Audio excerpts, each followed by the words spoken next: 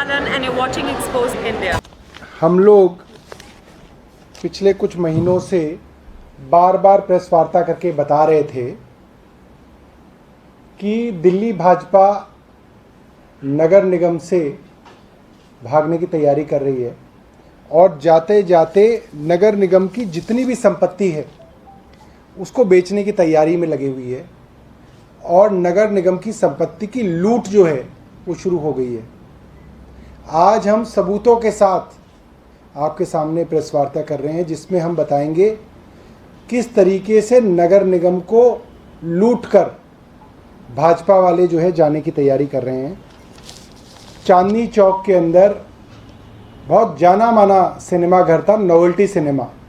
आप सब लोगों ने देखा होगा, नया बाज़ार के पास ये सिनेमा घर है जो एमसीडी की ज़मीन पे था और उसकी लीज़ ख़त्म हो गई थी और बड़ी मुश्किल से उसको खाली कराया गया था। पता लगा है कि ये नोवेल्टी सिनेमा करीब 1100 कुछ स्क्वायर मीटर ज़मीन पर है और अगर आप नोवेल्टी सिनेमा को आप देखें तो सामने पार्किंग है, अच्छी चौड़ी रोड है, कमर्शियल जगह है, आसपास का इलाका टायर मार्केट है, एसेंस मार्केट है, क्लॉथ मार्केट है। सारी चीज़ें जो है इन क्लॉथ मार्केट, टायर मार्केट, इन सब से घिरा हुआ इलाका है। और अगर आप पत्रकार के तौर पे भी थोड़ी बहुत वहाँ पे पूछताछ करेंगे तो आपको पता चलेगा टायर मार्केट में छोटी सी दुकान भी अगर आप लेंगे 100 गज की तो वो करीब 30 से 35 करोड़ रुपए की आपको मिलेगी। क्लॉथ मार्केट के अंदर अगर आप एक 100 गज का शोरूम भी लेंगे ग्राउंड फ्लोर पे, वो भी आपको 30 करोड़ रुपए का, 35 करोड़ रुपए का मिलेगा। 1100 स्क्वायर मीटर की कमर्शियल जगह एमसीडी ने मात्र 34 करोड़ के अंदर बेच दी। जिस जमीन के दाम कम से कम 125 करोड़ से 150 करोड़ रुपए होने चाहिए थे, एमसीडी ने इस हाई प्रोफाइल बिल्कुल कमर्शियल जगह को मात्र 34 करोड़ रुपए में बेच दिया है।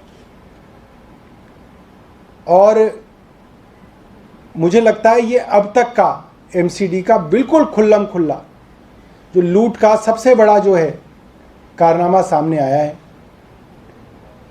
कोई आदमी जो उस इलाके में रहता हो, मेरी कई वहाँ के ट्रेडर्स से बात हुई, कई दुकानदारों से बात हुई, वो लोग हैरान हैं, वो लोग शॉक में हैं कि ये कैसे हो सकता है कि एमसीडी इतनी बड़ी ज़मीन जो है मात्र 34 करोड़ रुपए के अंदर बेच सकती है।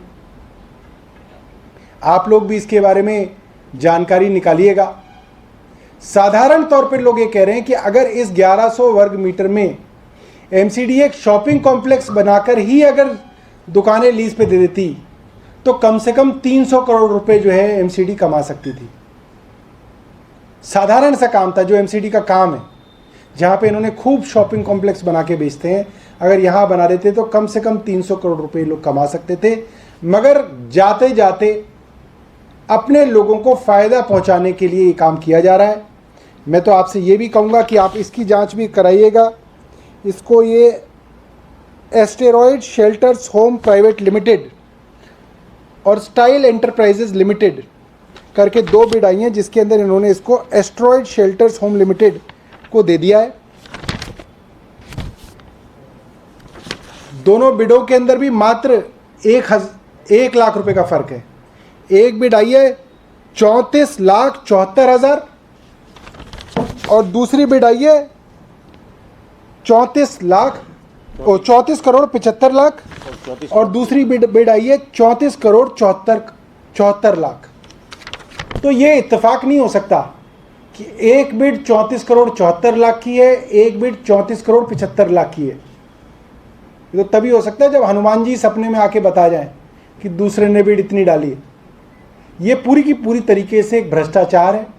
इन कंपनियों की अगर आप तफ्तीश करेंगे तो ज़रूर भाजपा के बड़े नेताओं से इनके तार जुड़े हुए मिलेंगे और पैसे के लेन देन की चीज़ भी थोड़ी सी तफ्तीश के अंदर बाहर आ सकती है।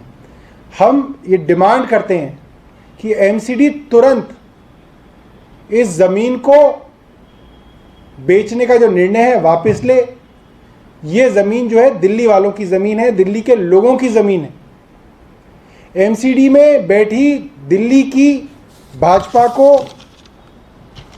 ये कोई हक नहीं है कि वो दिल्ली वालों की ज़मीन को इस तरीके से कौड़ियों के दाम सिर्फ इसलिए बेच के भाग रहे हैं क्योंकि उनको पता है कि अब नगर निगम के अंदर भाजपा समाप्त हो रही है और जाते जाते जो है ऐसी बहुत बड़े बड़े भूखंड हैं जिनको ये बेचने की तैयारी कर रहे हैं। ये ज़मीन उन्होंने ऑलरेडी जो है परसों मंगलवार को इन्होंने नगर निगम की स्थायी समिति के अंदर इसको पास कर दिया कि इसको इस दाम में आप बेच दें। Hi, this is Vidya Balan and you're watching Exposed India.